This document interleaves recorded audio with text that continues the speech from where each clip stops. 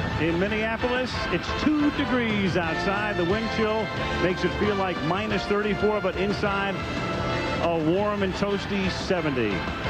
And even warmer and toastier because a heated rivalry resumes tonight, the Packers and the Vikings. Al Michaels with Boomer Esiason and Leslie Visser. A lot of good things happened in the NFC for these teams yesterday, with contenders losing left and right as these teams fight for their playoff lives.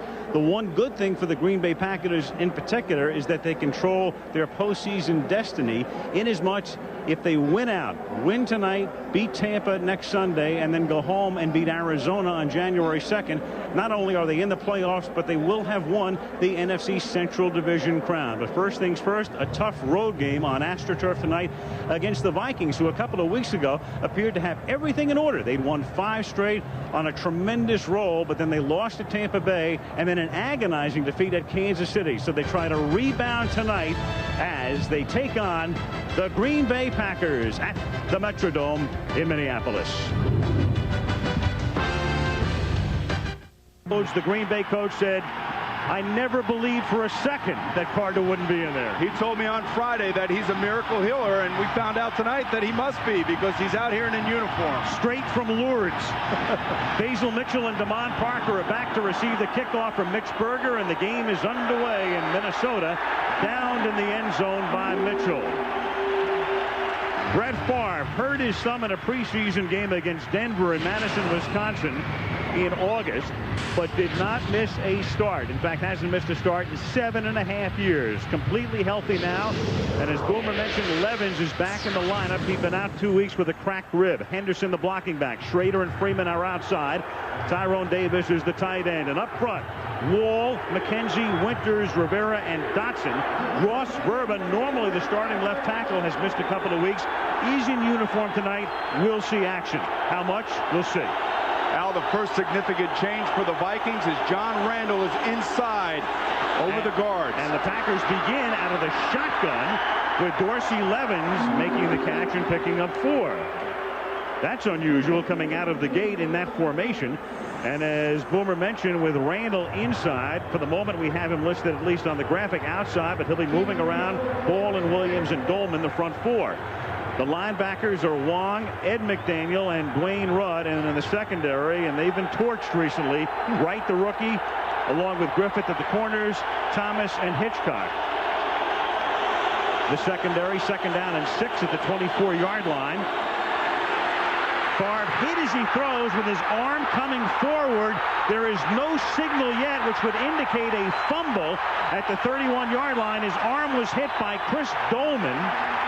And it's Minnesota's ball. Dwayne Rudd recovers the football.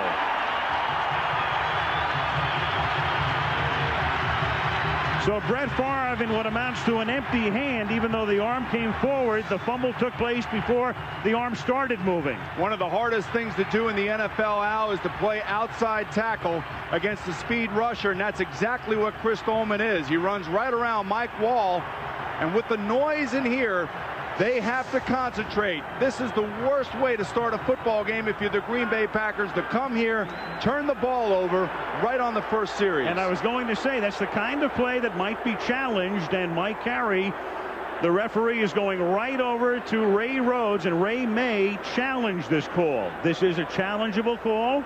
Here's Carey. The ruling on the field, the quarterback fumbled, being challenged by Green Bay. So here we go again. This is different than last week. We couldn't just wait to get into this, could we? Well, this is a lot different. Last week you had a pass thrown by Brian Greasy that initially was ruled incomplete.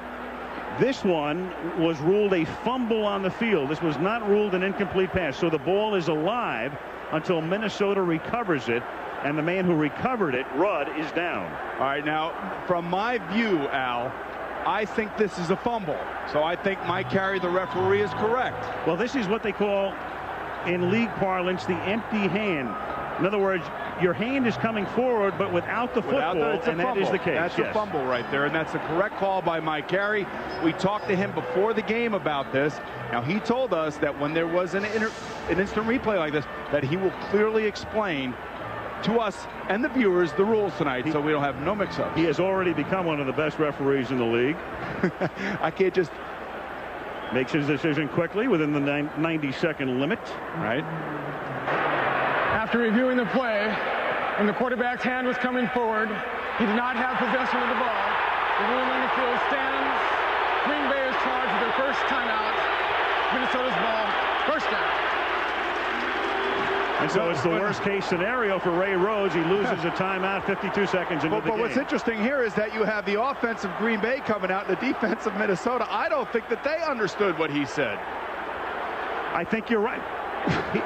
Look at you have them all mixed up. Yeah, this is hysterical. Mike Carey basically explained it correctly. You have the offense and the defense on the field. Green Bay comes out as if they've won the challenge. They've lost the challenge. The ruling on the field stands. It was a fumble, not a pass. Minnesota's ball, first down. You know, the interesting thing is, Al, is that Mike Carey did the correct thing.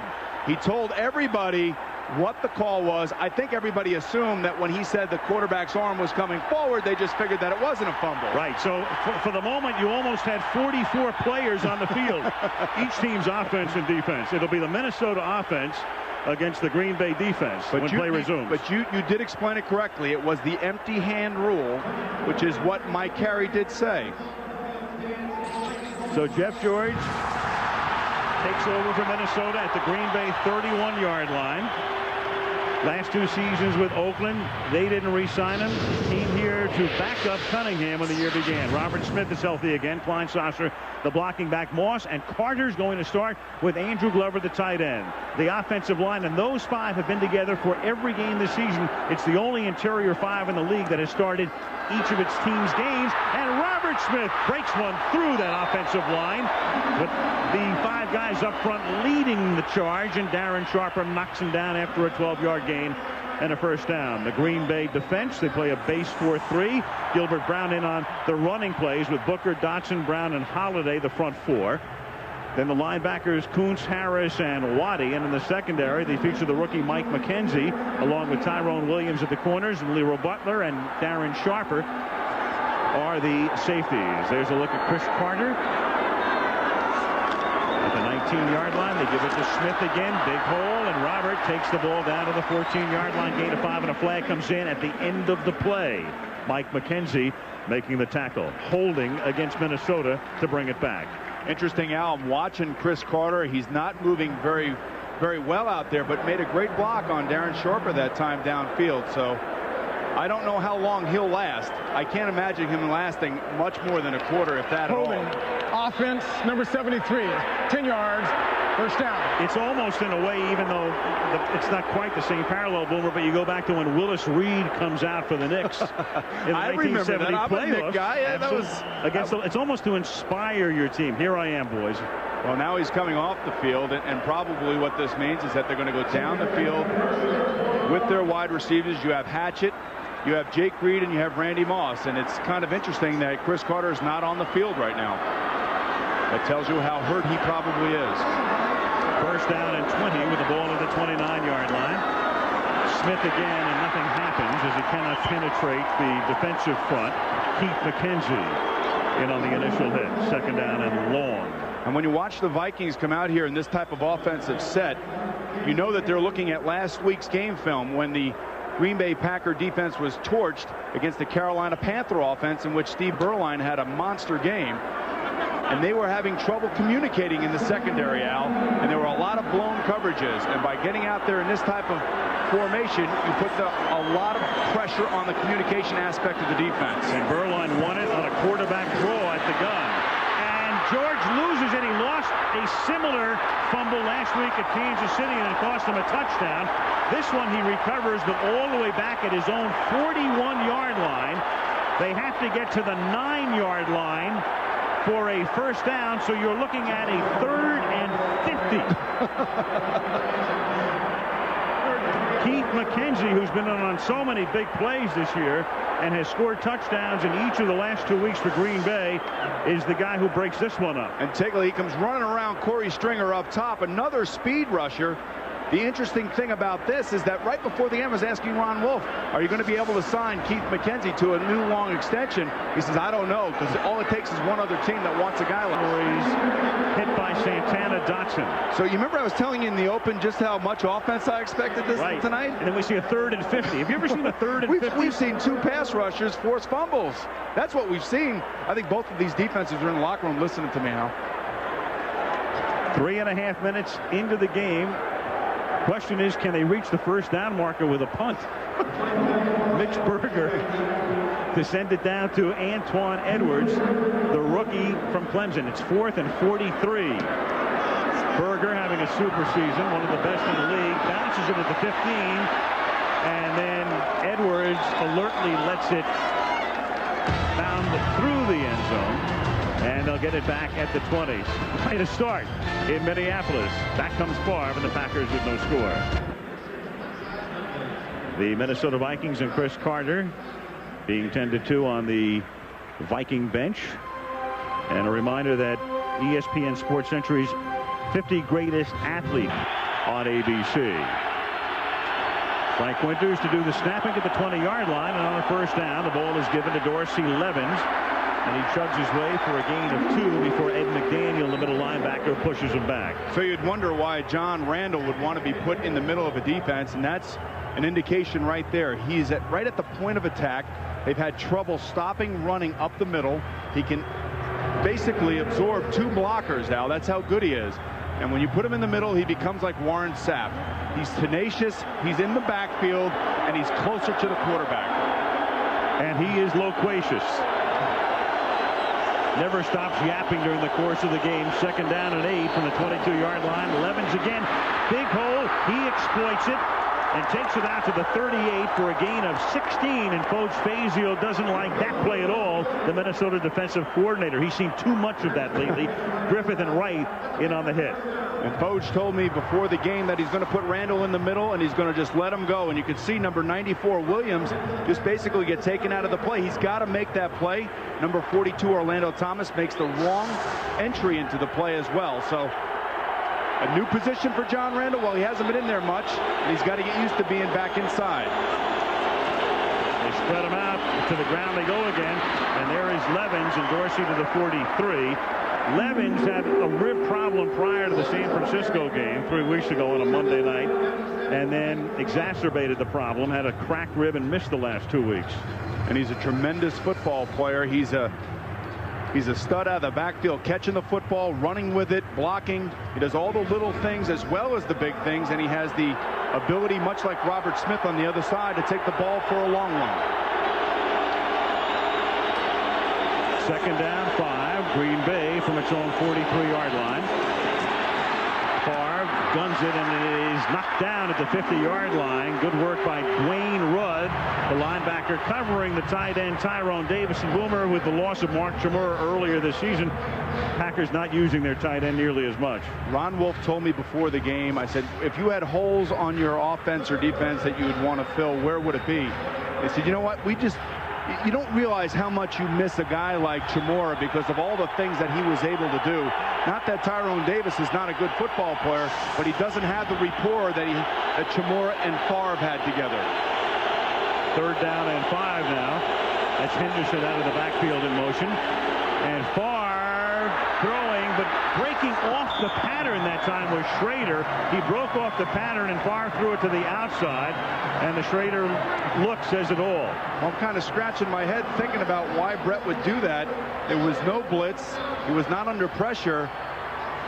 And to be honest with you, number 42 Orlando Thomas, the safety, almost came over and fielded this like it was a punt.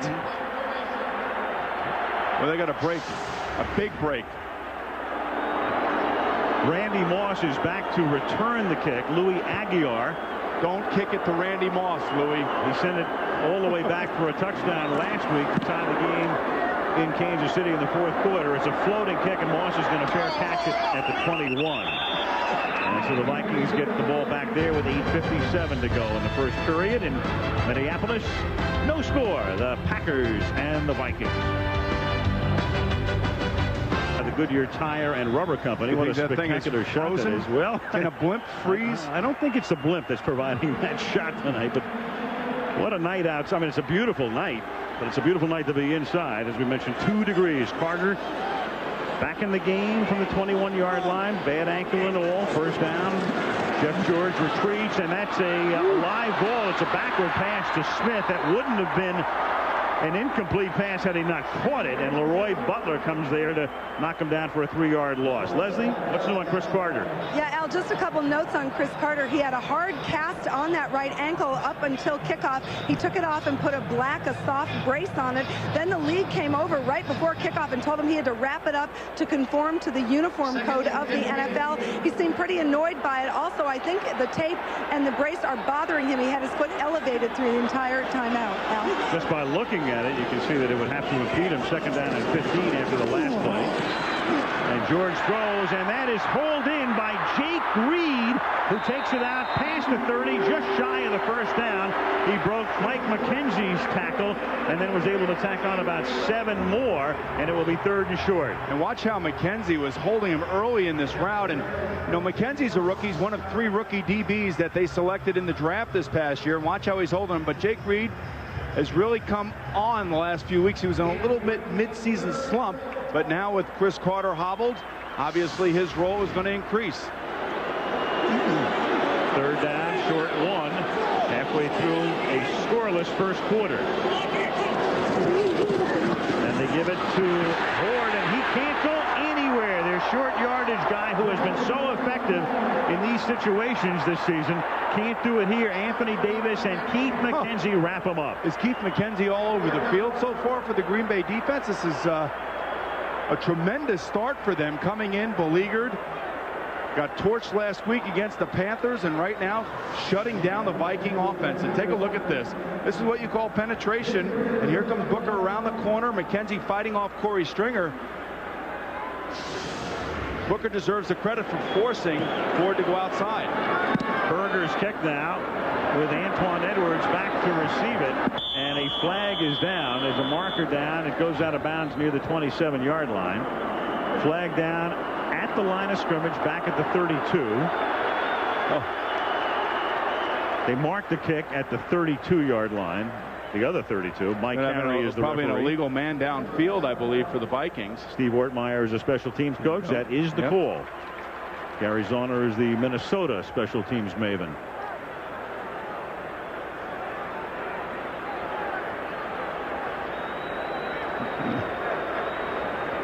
And the interesting thing here is to decide whether or not to accept the penalty or take the ball in the 32-yard line. Member of the kicking team, number 33 downfield. Penalty is declined. First down. They decline it. It's a 38-yard punt. It's an average punt. 38 gross and net. And they figure, what the heck, let's just take the football. 6:51 left in the first. No score.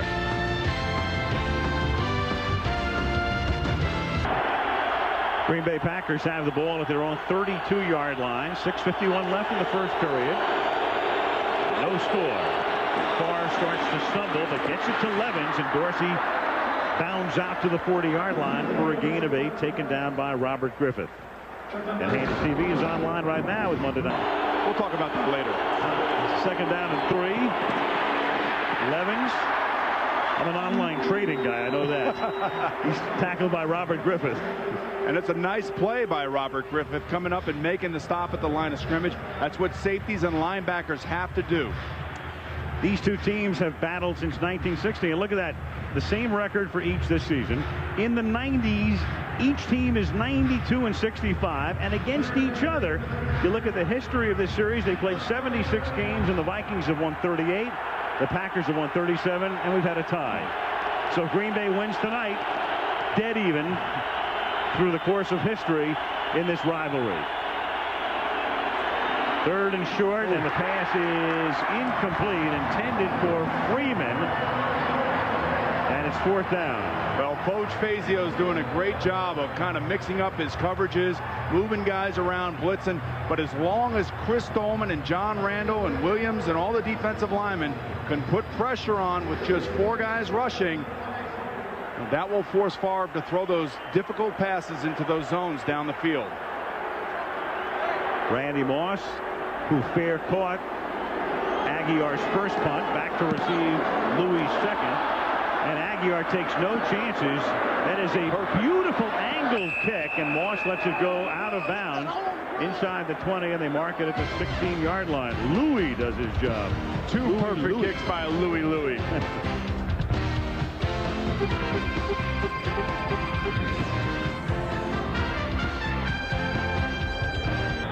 Brett Favre on the Packers sideline. He's 1 for 4 for 4 yards thus far as the Vikings now take it after the punt. They have it at their own 16-yard line. Randy Moss lines up wide to the right. Carter's been in the game tonight, but they haven't gone to him. First down from the 16-yard line. To the ground. Robert Smith springs to the outside and is forced out of bounds by Bernardo Harris at the 23. Well, Randy Moss can do a lot of great things for you. In 2 years, we know all about that. Went to the Pro Bowl last year, had a spectacular rookie year. But he's been very inconsistent of late. To it last week, when you go back to the Kansas City game, dropped that one right there. Then there was a play that could have been pass interference as his left arm got tangled with the defensive back, tried to one-hand it and couldn't.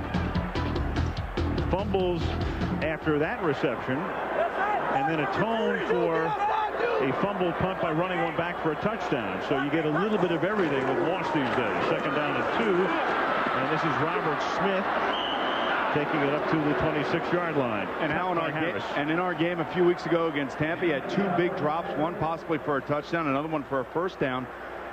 And when you talk to everybody around the Vikings, they say that this young man right here is a victim of youth, basically, that he has more talent than anybody on the team, that he is a tremendous football player. He just has to learn to carry himself like a Chris Carter, to make every play like it's your last play, and don't drop your concentration.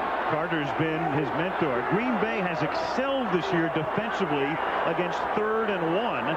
And we have that situation here, and this is Horde, and this time Leroy picks up the first down. Green Bay had stopped the opposition 14 times in 22 3rd and 1s.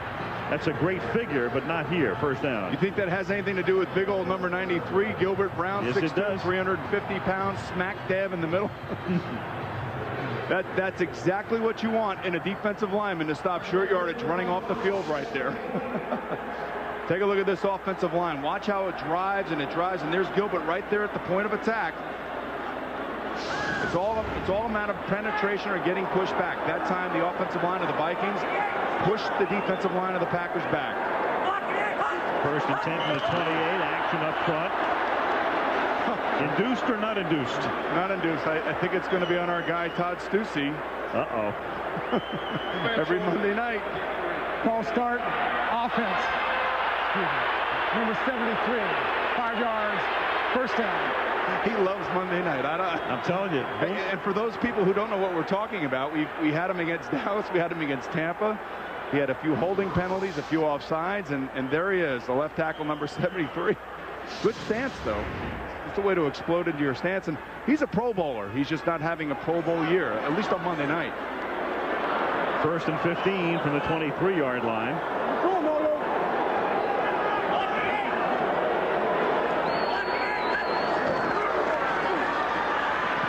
Four-man rush, and then a little dump off, a little shovel pass, and that's pulled in by Matthew Hatchett, and he's taken down at the 30-yard line by the linebacker Jim Nelson. Well, this is the type of thing that I was talking about at the top of the show, Al, about how Jeff George is sitting in the pocket. He's taking the hits and he's delivering the football. If there were one thing that many people said about him when he was younger, is that he would go down in a situation like this. He wouldn't be looking to make a play. It's not an easy thing to do. It doesn't look that bad, but standing in there knowing you're going to get hit and delivering the football accurately, well, that's part of playing quarterback in the NFL. He is 3 for his first 3 tonight for 28 yards. Second down, 8 now. Good protection, guns it, and there's another drop by Moss. Covered on the play by the rookie Antoine Edwards. It'll be 3rd and 8. Monday Night Football being brought to you by the people inspired to build vehicles for your mind and heart. Nissan driven.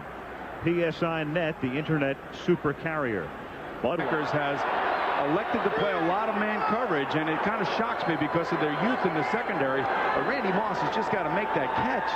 And here comes the blitz. You can see it. 3rd down and 8. He has Smith and Horde both in the backfield with him.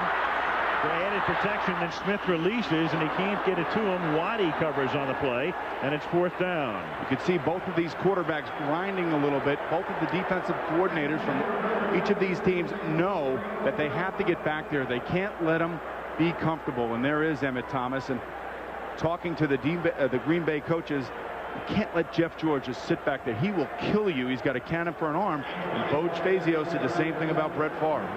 2:18 left first quarter, no score. Mitch Berger to punt. Antoine Edwards back to receive it. Oh, tremendous kick, 54 yards to the 16-yard line, and then a flag is thrown, and Edwards brings it back to the 36 with a marker down at the 22. Berger having You'll have holding on the Green Bay Packers, and it just seems when you're on the road like this, you can't have these mistakes.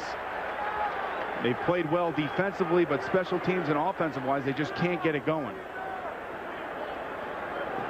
That punt officially 55 yards.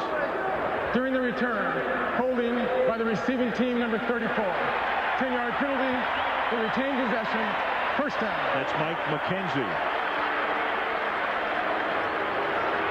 So the Packers will start deep in their own territory. 2:04 left in the first quarter. Green Bay nothing, Minnesota nothing.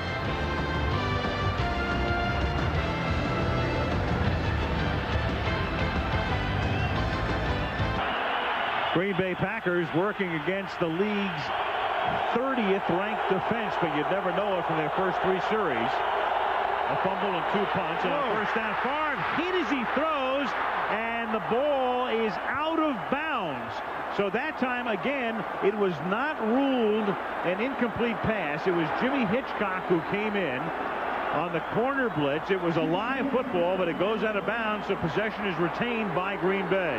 Oh, my goodness, I'll tell you, Boj Fazio is just emptying the defensive playbook, putting pressure on Brett Favre, knowing that he can't let him sit back there. This is not a play that's difficult to block, however. The tight end, number 81, Tyrone Davis, has got to pick up that blitz on the backside. He and Ross Verber, the left tackle, have to turn out and be able to pick that blitz up. There's no flare control for Brett Favre in that situation. 7-yard loss on the play. It was a live ball until it went out of bounds. And on 2nd and 17, Levens gets taken down at the 7-yard line by Chris Dolman. You have Ross Verba in the game at left tackle now. Mike Wall started, limped off. Verba's missed 3 games with a knee injury. In fact, had arthroscopic surgery, and now he's going to line up against Dolman. Al, not only is it hard to hear down here, the snap count, the silent counts, all those other things, but Ross Verba and Tyrone Davis, it is hard to communicate with a guy that's just 2 feet away from you. That's why you have to be able to practice, and the fact that Verba has not been out there, I'm sure, has led to some miscommunication between the 2 players. 3rd and 15. Now watch the tackles on the outside. They'll be looking in to watch for the snap of the ball so they don't get beat off the line of scrimmage. Blitz is on, Favre throws, and the pass is caught by Freeman, but he is tackled shy of the 1st down. It was 3rd and 15. Kenny Wright is there to make sure he only got 12 and not 15, and they're forced to punt again. Not a bad play. Get your team out of the hole. Give your punter some field position. Now Louis Aguiar doesn't have the ability to kick it to the sideline, and he also doesn't have the ability to just hang it down the middle 38 yards. He's got to try to drive this ball. And look for him to drive it to the wide side of the field and low. And then hopefully the ball will take and hop and then skip out of bounds over the 40-yard line. Moss fair caught 1, let another one go out of bounds. Line of scrimmage is the 18. Aguiar. Oh, we got too much underneath it. Tried to angle it. Moss will have a run back at the 41, but good coverage. However, Randy is still on his feet and is taken down at the 48-yard line. Nearly tackled early on. Randy Moss with Corey Bradford racing down. The wide receiver with a lot of speed almost got him, but at least slowed him up until his mates could come into the action and take him down near midfield. Another one of the young defensive backs for the Packers. Keep your head on a swivel, boys, because you don't know where they're coming from. From the 46-yard line.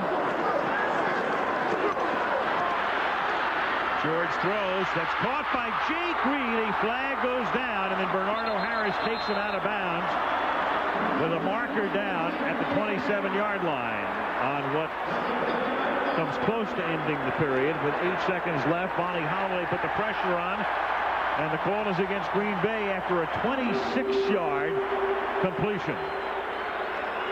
Talk about putting the pressure on. Holding. Defense number 34. Penalty is declined. Play results in it. First down. And that's exactly what Bonnie Holiday did. He actually had to run over Robert Smith. And here's the holding by McKenzie. Now, when you're playing against Randy Moss, you do all you can to keep him close to you. That will be the end of the first quarter. Good spirited quarter, but no scoring in Minnesota. End of one. Green Bay nothing. Minnesota nothing. Monday Night Football resumes after this message and a word from our ABC station. Al Michaels with Boomer Esiason and Leslie Visser. That's Brett Favre looking at the video stills, trying to figure out what the Minnesota defense is doing to him. Meanwhile, Minnesota has the ball at the Green Bay 28-yard line. On first down, second period commences with George throwing on the run, and it is out of bounds.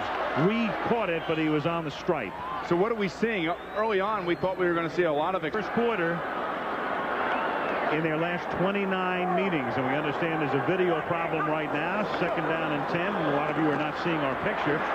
So we'll give you a radio call for the moment as Robert Smith takes the handoff, and Billy Lyon, the defensive tackle, meets him in the middle, and that's the end of the radio call because the picture is back. Third down. You like TV better than radio anyway. Well, I've grown made to, for TV. Yes, I've grown to.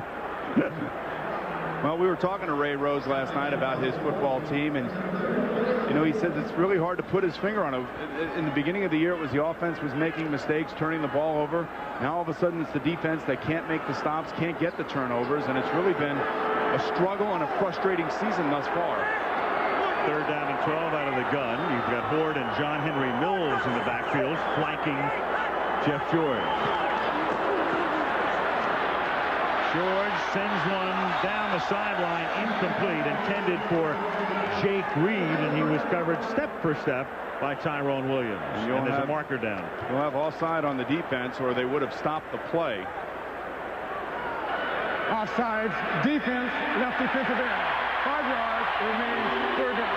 I think that last play to Jake Reed was kind of indicative of what the Vikings' problems have been this year. Last year, they lived on those big, long pass plays. They shortened the field. Randy Moss was all over the place. Chris Carter was all over the place. But this year, they're not getting those plays. It's been more of a struggle. It's been more of, you know, we got to go 10, 11 plays. And this is an offense that, you know, has lived on the big play. And it's still there, but it's just not there the way it was with Randall Cunningham last year. Yeah, Randall had that unbelievable season, signed into a lucrative pact. And then out he came after a 2-4 Viking start for Jeff George. Third down and 7 after the penalty. Six-man rush, and George throws off his back foot, and Reed leaps for it, but he's out of bounds again. Mike McKenzie with the coverage, good double coverage in the corner of the end zone, and it's fourth down. And let's give credit to Tyrone Williams and Mike McKenzie, the cornerbacks for the Green Bay Packers. They're step for step. They're right there. They're making plays. This was the third of the 3 DBs that was picked. There's Tyrone Williams, but Mike McKenzie has really found a spot on this football team. Look how he turns around and goes for the football and tries to knock it out. And young DBs don't do that very well, Al, and that's why he's found himself a starting spot on the Green Bay Packer defense. Meanwhile, Minnesota forced now for a 43-yard field goal attempt by Gary Anderson, not having a good year, but you'd never know it with that kick. And the second leading scorer in the history of the NFL, only George Blanda has more points. Boots a 43-yarder to put the Vikings on top 3-0. Vikings on top 3-0. Sundance coming off their win yesterday. Their upset of the Cowboys in Dallas. Jets Dolphins next Monday. Berger's kick is fielded by Basil Mitchell. The rookie stumbles out to the 25-yard line. Mitchell, a rookie out of TCU. And Boomer, you know, you think back to the old days and old Metropolitan Stadium in Bloomington. Of course, they never would have scheduled a Monday night game on this particular day in December, but I'm happy we're inside. But I'm going to tell you something, Al. Back in 1993, I played for the New York Jets against the Buffalo Bills. Minus 35 outside in Rich Stadium at 1 o'clock on a Sunday afternoon. It's fun. That's the way it was meant to be played. But you like it up here, don't you? I love it up here, baby. So do you. You know you like it up here, too. I do like it up here. Remember Dan Fouts played in that game in Cincinnati where the wind chill was like minus 59, and he said he still has numb fingers from it. Here's Dorsey Levens.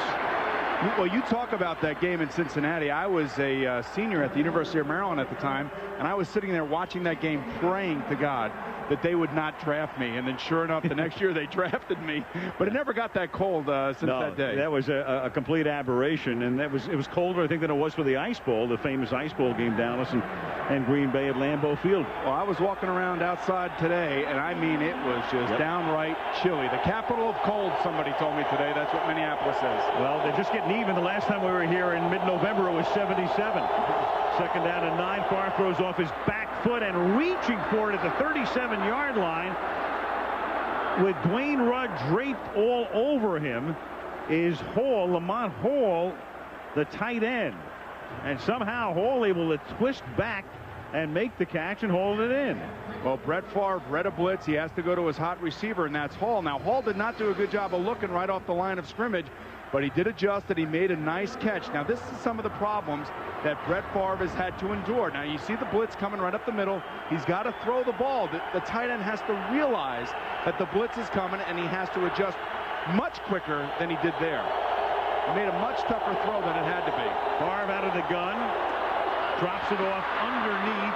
It is caught by Bradford, and then he takes it out to the 47-yard line, close to a first down, tackled by Jimmy Hitchcock. Bradford's the guy who earlier this season in the first meeting between these teams at the end of the game on 4th down made that catch in the end zone to give Green Bay its win over Minnesota. It was a great catch, and they have high expectations for this kid, and certainly the last few weeks he hasn't put up big numbers, but he's one of their go-to guys now, and Brett feels very comfortable with him. But again, it's a young receiving corps. It's not a receiving corps that he's been able to practice an awful lot of time with. And you can see the struggles, especially at the tight end position.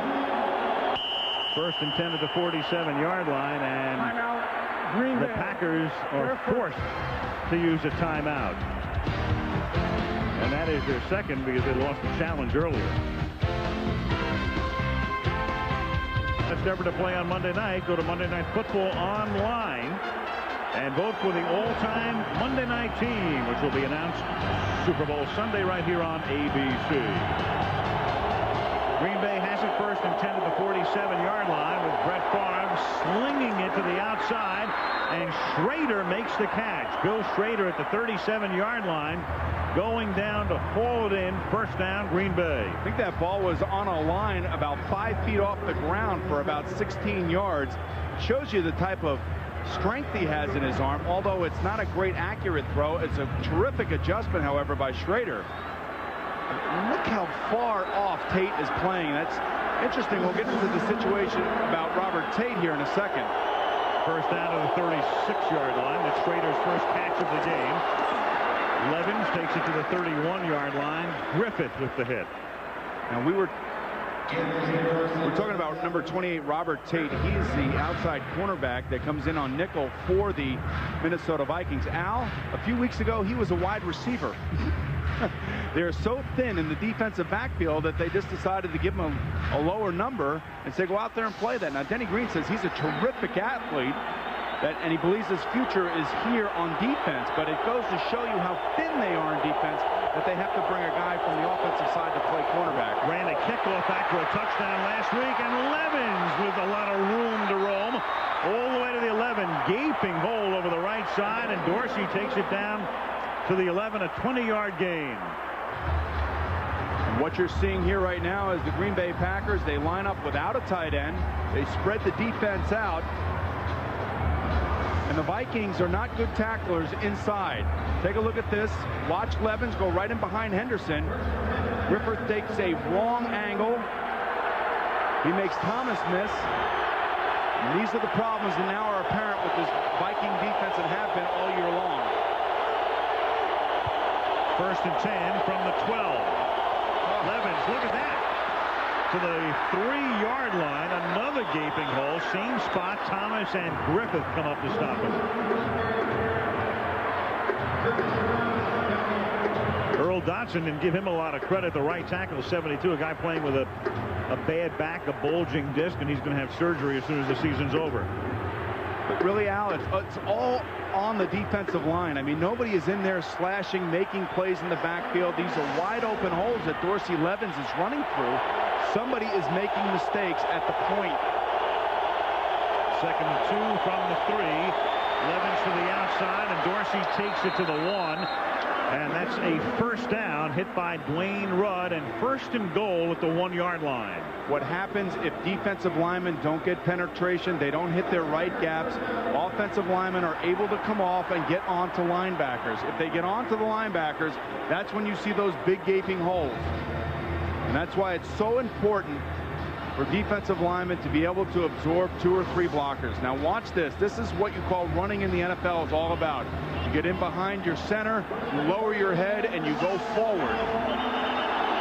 Now a 3 tight end set for Green Bay as they come to the line. At the 1. Line up in the eye. They give it to Dorsey, and he skates into the end zone.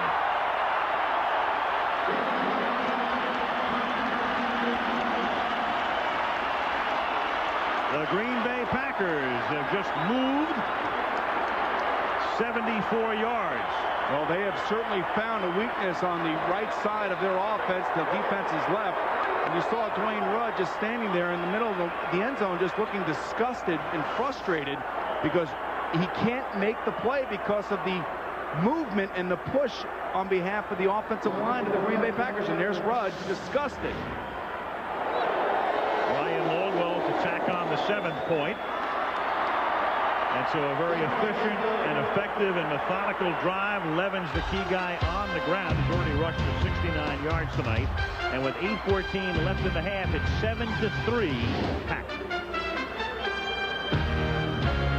Coming up Saturday, the Devils are the Demon Deacons, huh? Oh, nice. But somebody in that blue-gray game will get a Christmas present, show off the skills to some NFL scout, and be able to play maybe for one of these teams on a Monday night next year. Christmas Day, Saturday, the kickoff comes down to Robert Tate, who loses the football as he gets tackled at the 20-yard line. And at the 23, in come the officials. No signal yet. How do you know who has the ball? They're all wrestling. I know, you've got 5 zebras in there. All right, come on, guys, get off. Jim Nelson created the hit. Yep. He was the guy who made the hit, and Green Bay has it. We just got done talking about how wonderful an athlete Robert Tate is, and he's actually been a good returner for the Minnesota Vikings. And when you get whacked around out there in special teams, take a look at this hit he takes. He's stumbling, and there it is. It's out. A nice shot by Mitchell. And then the ball skitters back, and it's Damon Parker, Mitchell's alter ego, the other rookie back, who winds up recovering the ball. All right. Skitters? Skittles. Skittles. Right now, the Minnesota defense better not be skittering. Well, I think the Packers found some weakness on that Viking defense. They kept their tight end on the bench, and they're coming out here with these 3 wideouts. And now Brett tries to make it cash in, and Schrader reached down and almost had it. Brett knows he had a touchdown. All he had to do was lay it out there, and Schrader's got it.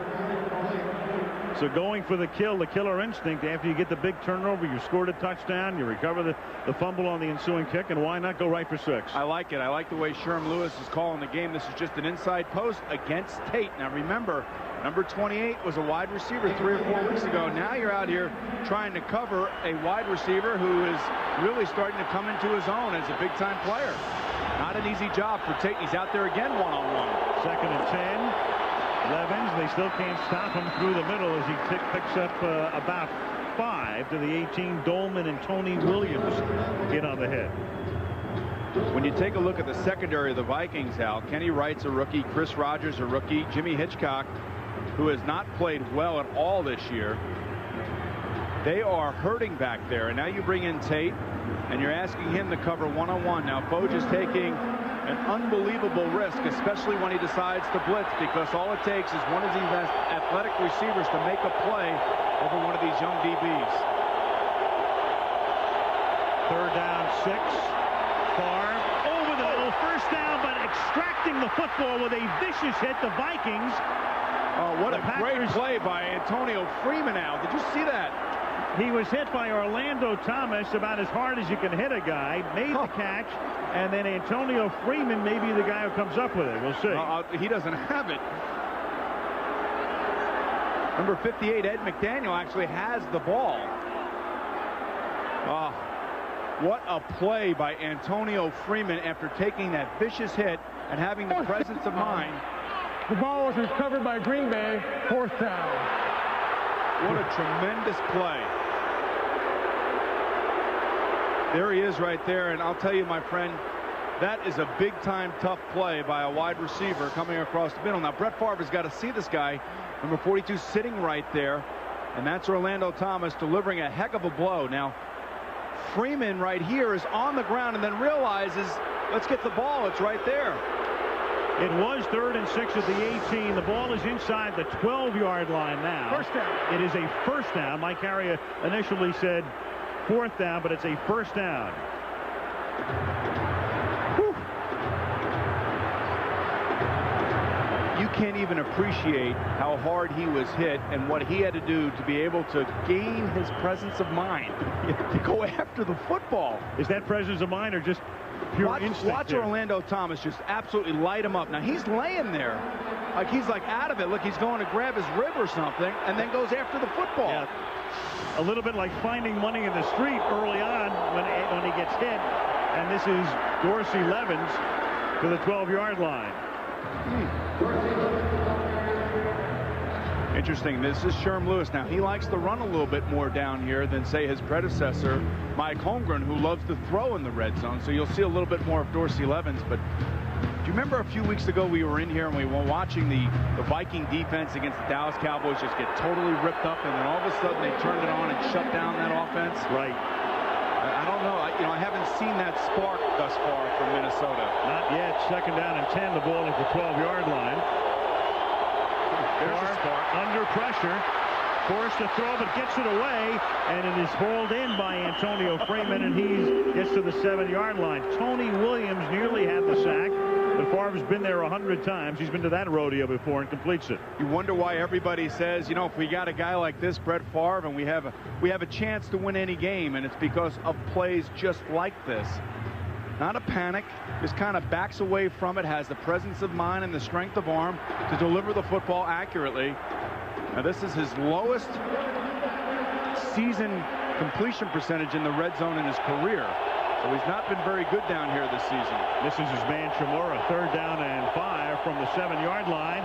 A little fade, and it's incomplete. Tried to get it to Bradford, but Hitchcock had perfect position on him, and it's 4th down. Well, when you talk about Brett Favre, you know, his completion percentage coming in tonight for the season is 57%, almost 58%. That's the lowest for his career, but the last 4 games, he's completed almost 68% of his passes, so he's really come on when you need him to come on. And tonight he is 7 for 12, so just about a season average in terms of completion percentage. It's 4th and 5 here, and a 26-yard field goal attempt by Ryan Longwell. Matt Hasselback will hold it. Rob Davis will snap it, and the kick is good. So off the Minnesota turnover, the fumble by Tate, they pick up 3 more, and with 5:21 left in the opening half, the Packers extend their lead. Green Bay 10, Minnesota 3.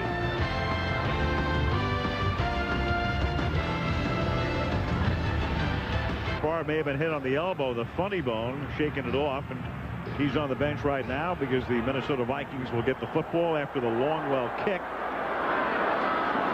Good angled kick taken by Tate on the sideline, and Tate brings it back out to the 34-yard line. Take a look, Boomer, where Favre gets hit on the pass to Freeman here. This is Dwayne Clemens coming around the corner late and hitting him, taking a shot right there. All those guys love to give you a shot.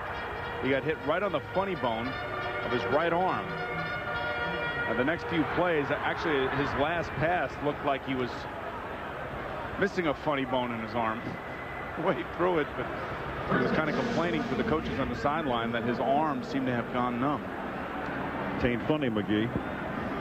Ain't funny, Clemens. 5:09 left in the opening half. 10-3 Green Bay. Ball at the 34. Jeff George and the Vikings. George tonight is 4 of 8 for 54 yards. Chris Walsh is in the game. Chris Carter is not. They have not thrown to Carter once tonight, and they go right to Walsh, and that's an errant toss. And look who's in the backfield, Al. You know who that is, right? That's Leroy Butler, number 36, blitzing. He was talking about it all week this week, that he wants to be more in the blitz packages. He wants to get more involved. And he's reminiscing about his days under Fritz Schirmer, who brought him a lot. Ray Rhodes was telling us that this isn't that much of a different defense than what Fritz had when he was here. Second down and 10. From the 34-yard line, and that is hauled in by Jake Reed, who stretches, tries to pick up the first down. Here comes the official to mark it at about the 44, and it appears to be just a little bit short of the first down. It's a great play by Jake Reed, and when we talked about it earlier, he had a midseason slump, and you wonder if his midseason slump coincided with the fact that Chris Carter was having a great season. Randy Carter was getting a lot written about him, and many thought that this guy, Jake Reed, was on his last legs here in Minnesota, but not from what we've seen tonight. He's not. Third down, 1. Horde.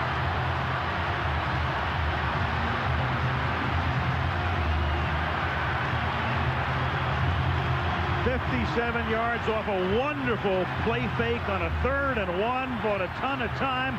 Red McCombs, the owner of the team. Ray Rhodes knows his team has been so good 3rd and 1, but they pulled one out of the back of the book. Perfect. And now it takes a little bit of everybody, but the most important thing to make a play like this work is the DB looking in the backfield, and that's exactly what Tyrone Williams did. Leroy Horde, a terrific fake over the top. A great fake by Jeff George, and the speed of Randy Moss and Tyrone Williams looking in the backfield. Well, it all adds up to a touchdown. Moss doing his own version of the Lambeau leap. 10-10. Tyrone Williams. Well, when you run play action pass, or really even more so run action pass, where you're actually faking the run, where the play sounds like a running play at the line of scrimmage because the offensive linemen are flying down, it sounds like a run. There's no way. Watch Williams just looking in the backfield. Moss kind of leisurely coming off the line of scrimmage, and Williams not even paying attention. It's a bad play by Tyrone Williams, but what a great call by the offensive coordinator, Ray Sherman of the Minnesota Vikings. And Randy loves that. Now, if he would have dropped that one, I would have jumped out of this booth now. So would Red McCombs. Pittsburgher to kick off. 4:17 left in the opening half. The game tied 10-10. Place is roaring. Basil Mitchell and Damon Parker, the 2 rookie backup running backs, back to receive it. 9-yard line, Basil Mitchell. And he brings it back out to the 28-yard line. Well, that play was reminiscent of Peyton Manning faking to Edgerrin James and hitting a streaking Marvin Harrison down the field. And I think congratulations goes out to the Indianapolis Colts, Jim Mora, for winning the AFC East, and what a turnaround that has been. Unbelievable. Peyton Manning and Edgerrin James. What an incredible job Bill Polian has done as well there. It sure has. Jim Irsay hanging in there all those years and gets the payoff. You think Randy Moss loves playing against the Packers, Al? We had him last year on a Monday night. Breakout game. 4 games against the Packers in his brief career, and he has scored at least 1 touchdown in each of them. Now this is where it gets difficult to audible at the line of scrimmage like this. But Favre throws, and it's almost intercepted. Almost picked off by Robert Tate. The Packers also got away with a penalty there. Their right tackle, Earl Dotson, actually moved on the audible that Brett Favre was trying to go, and Mike Carey didn't throw the flag on him. And I think the defensive linemen are standing there at the line of scrimmage wondering, why didn't you throw the flag? Well, now you know why Robert Tate's playing defense instead of offense. He can't catch. Meanwhile, for the Packers, Wall is back in the game. Mike Wall, Verba back on the bench. Second down and 10 from the 28-yard line. Here's Levens. And this time the defensive line stiffens with some help from the linebacker, Dwayne Rudd. What is that now? Is that I don't know what that is. Are you allowed to do that? You allowed to do that, Al? Some sort of prayer, I guess, huh? Holiday season. Well, he's just thankful that nobody was blocking him with a big, large number of the Green Bay Packers. It's nice when those linebackers are able to run free and make tackles. When those big, giant linemen get on you, it's almost impossible to make a tackle. Well, that's part of the noise here in Minnesota, and that's part of the complaints that the Green Bay Packers have about this place. Third down and 9. Favre guns it and throws that one low. He's been low with a lot of throws tonight. At the feet of Freeman, there's a flag down. Well, it has not been pretty. He's had guys open that he should be hitting in stride, and he's not been doing that. Several times his receivers have had to go down to the turf to attempt to make the catch. Mike Carey getting the call from the field judge. A couple of his throws look like he's short-arming those throws. He's not coming through and following through. Field judge Pete Morelli signals a personal foul against Minnesota. Now this was a third down and 9, so it would have been a fourth down, and they would have been forced to kick. The interesting thing in talking to Ray Rhodes about Brett Favre and what he means to this franchise and what he means to this football team. Before the ball was thrown, personal foul, major face mask, major. defense, number 28. And that is major. That's the difference. A minor or the 5-yard garden variety face mask, it would not have been a first down. This is a first down. Well, Robert Tate's finding himself in the spotlight tonight. Let's take a look at this. There it is. Definitely. Well, I don't know if it's major, but again, remember that Robert Tate was a wide receiver just a few weeks ago, and they're asking him to come out here and cover Antonio Freeman and Bill Schrader and Corey Bradford. It's a very difficult thing to do if you're him.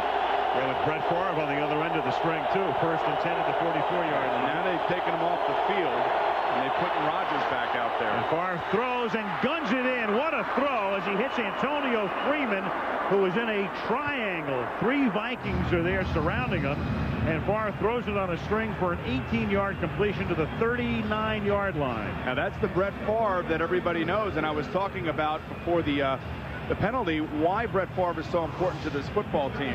It's because when he struggles, it's no big deal to him. He'll just come back and he'll keep flinging it until he gets it right, and he'll throw it right into a crowd. He doesn't care. And he's a gunslinger out there, and he's got a heart as big as anybody in the league, and he's as tough as anybody in the league. From the 38-yard line, draw. Levens taken down as Robert Griffith, the ever-active one, comes up from the secondary to make the hit. Monday Night Football being brought to you by Jeep Grand Cherokee with legendary off-road capability. Packers were having trouble. Brett Favre never pointed the fingers to coaches, other players.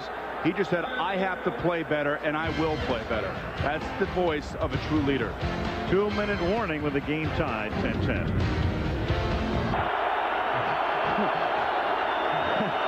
From the 37-yard line, Favre slings it, and that's incomplete. Trying to get it into Schrader. And Robert Tate says, not this time. You think they're picking on Robert Tate? I'm sure they are. They keep going there, and that's the sign of a good offensive coordinator. He knows where there is an inexperienced player. They want to go after him, and so far he's made some plays, and he's made some bad plays, and he's gotten beaten. But all in all, given the fact that it's Monday night and you're going against this offense, he's not doing a bad job. He's still giving a lot of space now. Ooh, he even gets there a little early. He's got a break as well. Maybe he thinks he's Deion. Maybe they think he's Deion Sanders now. I don't think so. Third down and 8, and Favre throws, caught by Bradford. And Corey converting a big third down play for a first down to the 21-yard line, tackled by Griffith, 15-yard gain. My question to you is, where is Jimmy Hitchcock? Why is he playing so far off, and how come you can deliver a ball about 5 yards downfield and allow Corey Bradford to make the play? Jimmy's the deep guy. There's also a guy underneath him. And that's Kenny Wright, number 20, and he's got to get under there as well. So it's not always one guy, but you would think that Hitchcock, and a player that he's supposed to be, should be able to make that play. Four-man rush. Good job on the offensive front, and it is caught. It is Antonio Freeman going down, making the catch at the 7-yard line, and a 1st and goal. So now Coach Fazio has decided not to blitz. I can't imagine that he's going to let him sit back there in this particular play as well. But again, if you're not blitzing, you can't give him those free lanes and the ability to throw the ball and allow Freeman to go down and get it. You have to make him uncomfortable. You have to make Brett Favre nervous back there, and they've gotten away from that. 1st and goal. Pack taking its time. They have one timeout left, but in a perfect world, they'll score and leave Minnesota no time at the end of the half. From the 7, Favre throws. It's caught at the 6-yard line. Levens hauls it in and then gets gang stopped. And the Packers are going to take their final timeout here. Timeout. There's Ron Wolf, who has done such a magnificent job as the architect of this team. Favre will come to the bench. What's coming up at the half? Preview from Chris Berman in New York. All right, Al, thank you. Coming up on our Lexus halftime show, a holiday surprise for everyone. Our top 10, which includes Christmas mirth for the Colts, Rams, and Titans, a pair of gifts the Seahawks and Cards which were never returned, and a run in college football that, trust me, is one of the best dashes. But he has not been a factor and has not, in fact, played during the 2nd quarter. All right, well, no timeouts left. 22 seconds to go. You got to throw it in the end zone. Can't run the football here. Look for one-on-one matchups on the outside or somebody cutting across the middle. Where is Mark Chmura when you need him? 2nd and goal, and it is caught by Henderson, but he's tackled at the 3. And remember, they don't have a timeout. So now it is 3rd and goal. So do you go for it? Do you down it and kick the field goal? He's going to down it, it looks like. And so here's a situation where he has to down it. They can't even go for the touchdown. And isn't it interesting that the early challenge by Ray Rhodes comes back to bite him? And that's one of the reasons that challenge, plus Favre had to take a timeout early in the 2nd quarter, left him with only 1, and it cost him a chance for a prospective touchdown. They'll have to settle for a field goal. And tomorrow, if they lose this game, they're going to look back at those little things and they'll say, well, if we would have gotten this right or that would have happened. Everywhere around the league on Monday morning, players and coaches are saying 2 or 3 things could have made that game differently, and those can come back to haunt them later on in this game. 22-yard field goal attempt by Longwell is good. In the meantime, Mr. Tate, who we have featured on that series, was the guy who was able to tackle Henderson and save, in effect, 4 points for the Minnesota Vikings. And remember, that's goal instead of a touchdown. That's not an easy tackle. That's a 6'1", 255-pound fullback coming head first at you. And one thing that I could tell you is that receivers don't make good tacklers. And you can see Robert Tate now is making his move to the defensive side. He's the only one that can make this tackle. They try to sneak Henderson out underneath. And here comes Tate. Right at the legs of the big fullback. That's the way you tackle a big guy when he's coming at you. Easy to second-guess Boomer. It's a curious call, though, without a timeout, knowing that you're going to throw underneath and not throwing into the end zone. Right, but you know what he was doing, Al, is he was looking downfield, and Henderson ultimately was his last and final read. And he probably felt like he had enough time, and everybody was in the secondary. Let's drop it off, and we'll take a one-on-one matchup. Most of the time, Henderson will beat a defensive back and run him over and score the touchdown. But watch how this is. He'll go back here. He'll stop in the pocket, and he will look through his progression. 1, 2, 3, and then he'll see Henderson coming out underneath, knowing that it's one-on-one out here. Right. And he realized he also had enough time to kill the clock, and I'm sure that Ray Rhodes told him, look, let's not screw this one up like we did last week, and let's get some points out of this.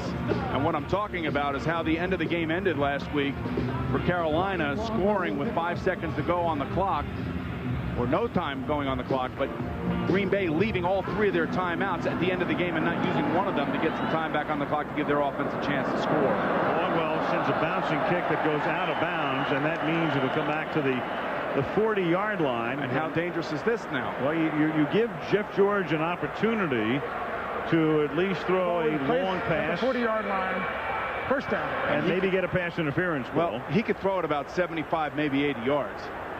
You know, here's the Hail Mary right here. If there was ever a spot for it, it's this right here. So leave everybody in, send you 3 big, tall, wide receivers out.